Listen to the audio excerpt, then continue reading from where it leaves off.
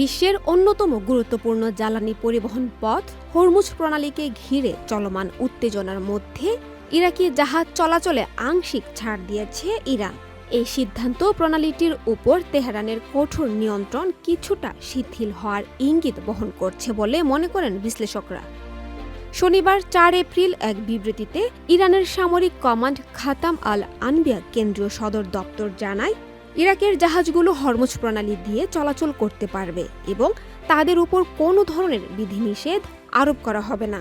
ইরানের সংবাদ মাধ্যম তাসনিম নিউজের এক বিবৃতিতে বলা হয়েছে, ইরাকের সার্বভৌমত্বের প্রতি সম্মান জানিয়ে এ সিদ্ধান্ত নেওয়া হয়েছে।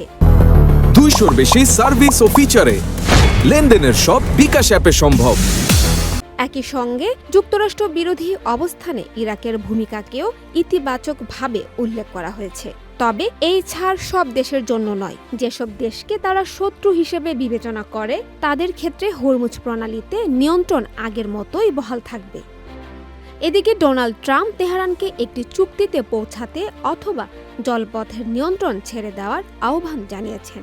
সামাজিক যোগাযোগ মাধ্যমে দেওয়া এক বার্তায় তিনি সতর্ক করেন, অন্যথায় ৪৮ ঘণ্টার মধ্যে ভয়াবহ পরিস্থিতি তৈরি হতে পারে। তবে এই হুঁশিয়ারি সরাসরি প্রত্যাখ্যান করেছে ইরান।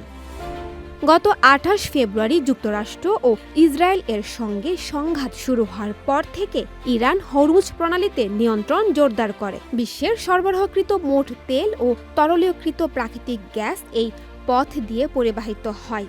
ফলে এই জলপথের পরিস্থিতি বৈশ্বিক জ্বালানি বাজারে সরাসরি প্রভাব ফেলে।